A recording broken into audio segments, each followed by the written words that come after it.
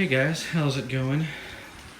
Your eyes do not deceive you. This is a Trains with Shane layout update on the rescue layout. Sorry there hasn't been a video in a couple of weeks, guys. Just life has been busy. Been working back in the office a couple days a week now instead of being 100% work from home. Transitioning back to that has been not real hard, but it's not been ideal.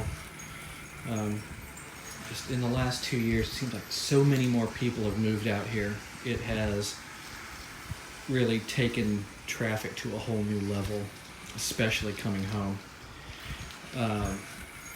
I can negate the morning commute issue by leaving a little earlier, which is what I've been doing. But I can't get off work any earlier than I do, so the traffic is what it is. So that, coupled with just life being pretty busy. My girlfriend's oldest is graduating high school at 16 this year, which I am incredibly proud of him for doing so. He has really done great, and with little intervention or drama. He's not going out doing stupid teenage crap. He's just getting his work done and not getting in anybody's way, and I'm real proud of him. So, coupled that graduation with award ceremonies for that school, my girlfriend's youngest is graduating from middle school, because graduating from middle school is a thing now. Or not from middle school, I'm sorry, graduating from grade school to middle school, because that's a thing too. So we've got that to go to. He's in orchestra, so we've had lots of concerts and things to go to. It's not stuff that I dislike in the slightest, but it's just stuff that has tied up my time and kept me from being able to put out the weekly videos like I prefer to do. So where is the layout now? The last video you saw we had a bunch of the turnouts kind of mocked up and in place. Chris and I experimented, well, mostly Chris, with pulling up some of the track that was there. I hadn't originally planned to do that, but it is what it is. In testing, we found that the turnout that was here, that we originally had not replaced, was causing some kind of an electrical short, as to where when you'd flip it one direction, it would short out, and it would short and nothing would work. We didn't really have an idea why, looking from it top down, because it didn't have a metal frog or anything, so I didn't see what could really be shorting, because everything looked isolated. When we turned it over after pulling it up, we realized that there was some stuff kind of hokey soldered together as far as the track goes, and that's what caused it to short out when thrown one way and not the other, and stuff like that. So replace that with a regular turnout here, instead of a Y, which means we've had to kind of finagle some things.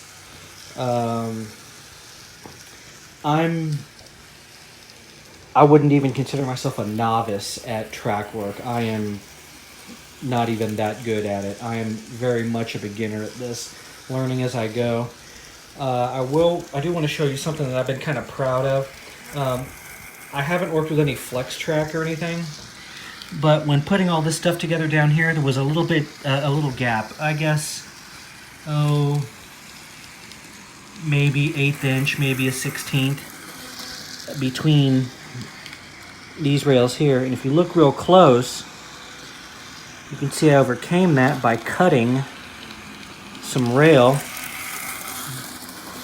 and sliding it into the jointers different lengths to fill in the different length gap that we had coming in from one turnout to the other. That was my fix for that. It's worked real well. before we did that, the locomotives would kind of jump when they hit that because of the gap. I broke out the flush cutters and experimented with different length pieces, making custom length pieces. Again, because we had trying to put this all Humpty Dumpty back together again, somewhat like it was, because my plan was originally not to really change any of this, but I've had to make some custom adjustments. Let's see if I can find it in the frame here. This piece right here, my finger from here to here, was just a little bit too wide to really fit in that gap and get our turnout in the right place. So I took a piece, cut down one side, again shorter than the other, to kind of fudge that very slight angle back in and to get the lengths right. Finally getting over that fear of cutting little pieces of track and making custom lengths and stuff. Here's my little file that I've used to make sure that everything was flat, didn't have any burrs or anything on it. That helped a lot to unmess a lot of this, because even though we were using pretty exact replacements, some of the lengths were just a few tenths or a few sixteenths of an inch off, and it was enough to where the track kind of wanted to bow up a little bit, and you know, that causes problems, as you guys know. But as I got all that straightened out, got my lengths cut, you know, and sometimes it's just taken, you know, that much off of the end of a rail to keep it from being too long and having a nice flush fit. And if I were laying all this track from scratch, that wouldn't be an issue at all, because I would just lay everything out, most everything would fit together, and just as it lays would be right. But as you guys know, we're dealing with some custom loops here made out of mostly flex track, and fitting that together with some older, with what I think are some newer yard work. And I'm gonna clean all this up, you know, as well, and get something flush around here just to clean that up a little bit, because it's been a process. One thing, if you guys remember from the last video, we had the Bachmann GP40 MKT unit running around here. For some reason, it didn't like taking a couple of these turnouts. And my suspicion was that a couple of the wheels might be slightly out of gauge. Again, I don't have an NMRA standards gauge to check this with. It's on the list, I just keep forgetting to get one. I switched to, and it's not out here, a Kato SD70 ACE, the Heritage Katy unit that you guys saw a review of, the new run from Kato. It goes through most of these switches fine, or turnouts rather. I had a problem with this one right here coming off this curve, and what I determined is that specific 6-axle unit didn't have enough turn in the trucks, and it wanted to keep going straight. And once it straightened out, interestingly, that relieved enough of the turn to where the rear truck would follow, you know, the correct throw of the turnout. So I went and got the good old F40 PH. It was the first locomotive I grabbed that was a 4-axle made by Kato, which I could probably guarantee was closer in gauge than Bachmann. Don't get me wrong, I like Bachmann stuff, but sometimes they're not perfect. So I ran this thing through all of the turnouts, and regardless of what excuse me, whatever radius it's come off of, it would go where it was supposed to go. I went through this little interchange here, went up here into the old, that's what used to be the grain elevator right there. We went around and hit some of the turnouts to the switching yard. As you can see, we're not done with that yet. I'm gonna pull this little piece off, and we're gonna fudge a little piece of flex track in there to see if we can make that work. But yeah, a lot has changed. I'm doing more than I thought I would need to do initially. I thought I was just gonna be able to come in here, replace all the turnouts with new ones, and start operating. It has not been that easy. I don't know what I was thinking as far as getting this whole layout and redoing it. I should have probably started from scratch and just built everything with Kato Unitrack and called it a day. But, you know, that would have been the surefire way to success. And I have learned some stuff by fixing broken things. And that, I think, is a good lesson for hopefully the people who are looking for stuff like my channel, where we take used stuff and we try to fix it and make it work. Will it run? You know, that's the bread and butter of what we're doing around here. So this is the current status of the layout. Hopefully I will get to work on this more over the next few days. All of this is powered off of one set of feeders, guys. That is going to get changed. We're going to add more feeders. I'm going to maybe drop some isolators in that cut the yard off of the mains. Maybe integrate this thing back in, probably as was originally intended. And that way we could, you know, run locomotives around as we see fit. I may or may not do that. I might try to just wire it all up for use with DCC and see how that works, because I really like to play with, you know, getting, because you know all these are remote throw, getting some of those Arduino powered or MakerBoard powered switch throws that can work with DCC++ or something like that. Heck, I don't even have to do that. I could just get a manual board with the turnout controls on it. That would work too.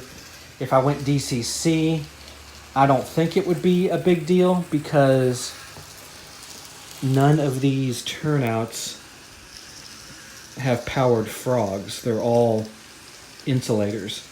So I don't think we would run into a big deal there. But who knows? You guys probably know better than I do. I could probably stand to get in touch with the DCC guy and get his opinion, or maybe watch some videos of his again. I do know some of the pitfalls when trying to do some of this stuff with Kato Unitrack, but those have powered frogs, and then you can use frog juicers and stuff like that, and a bunch of really cool stuff. The hardware's out there to do it, as you guys know. But this is just the current state of things. If nothing else, if I do decide to leave these bottom two tracks on, I am going to get the side cutters out, and I'm going to cut these off flush, because it's driving me crazy. I don't always go OCD on stuff, but certain things, usually things of unequal length or things that are crooked, that are supposed to not be crooked in a line, like when I hang photographs that aren't 100% level,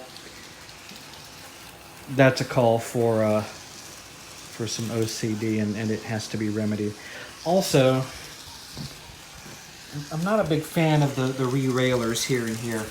Those were on there when I got this thing, and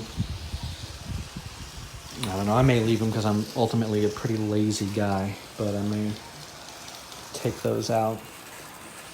And I could do that. I could just cut all of these sections off, put a workshop, like a diesel shop or something, a locomotive shop, repair, maintenance facility right there.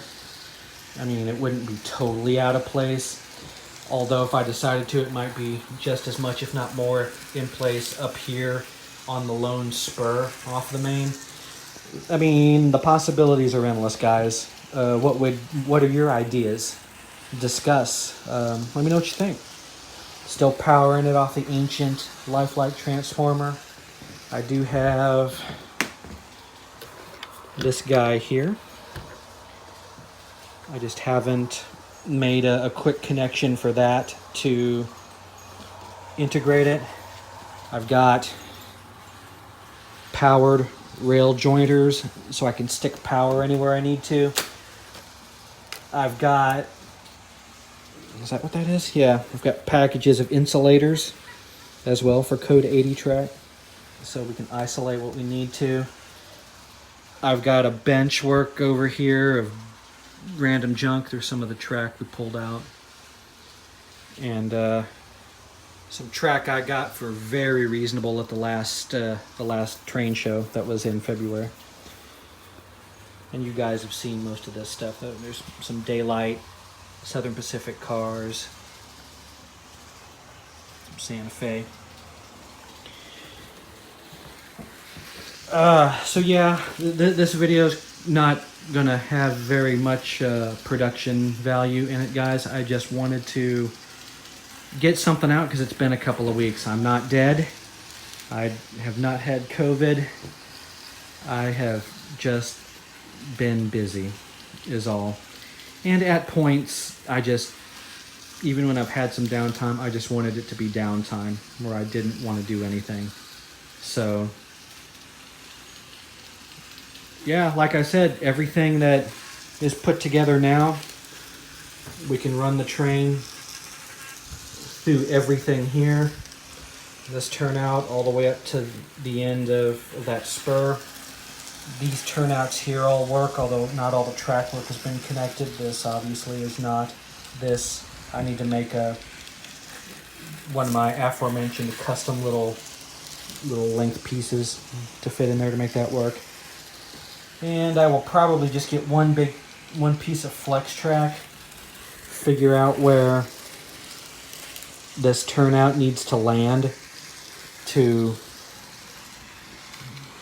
put this rail straight in. It probably needs to be about right there, actually. If you can see where the previous one was. It's probably about like that. And just maybe use a piece of flex track, because I've got some, to just feed it right there and call it a day. So there's work to be done, some of it very well defined, some of it not so well defined, and we can leave that up to some creative license. So I realized there was just a lot of rambling, guys. I didn't have much of a plan for this video. Like I said, I just wanted to update you guys, let you know what I've been doing, and just to touch base. Let me know how you've been doing. Let me know in the comments. And I will see you guys on the next one. Until then, stay safe.